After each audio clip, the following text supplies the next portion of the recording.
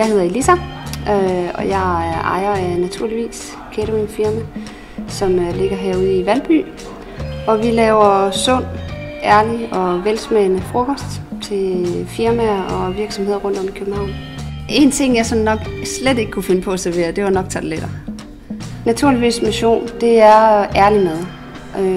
Primær fokus er at holde en frokost, som er mættende og varierende og med sæsonens gode råvarer. Jeg er faktisk født til at være selvstændig. Min far og min mor har været selvstændige faktisk hele deres levetid. Og det har også gjort, at jeg har taget et valg om at blive selvstændig. Og har faktisk aldrig været lønmodtager. Et særligt øjeblik for mig i forbindelse med Naturligvis herinde for de sidste måneder, det er helt klart, da jeg fik nøglen til mit nye køkken. Hvor jeg tænkte, så nu kan jeg få Naturligvis til at blive noget stort, og jeg kan få lov til at lave og udvikle de ting, som jeg har brændt efter i lang tid.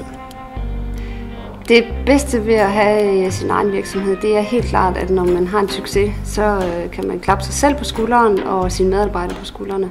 På 24-turen vil der blive serveret en let frokost, så I kan smage vores velsmagende og ærlige mad. Så vil der blive en rundtur ude i vores køkken, hvor I har mulighed for at se, hvor meget det kræver og hvor meget det fylder og lave mad til 200 kuverter.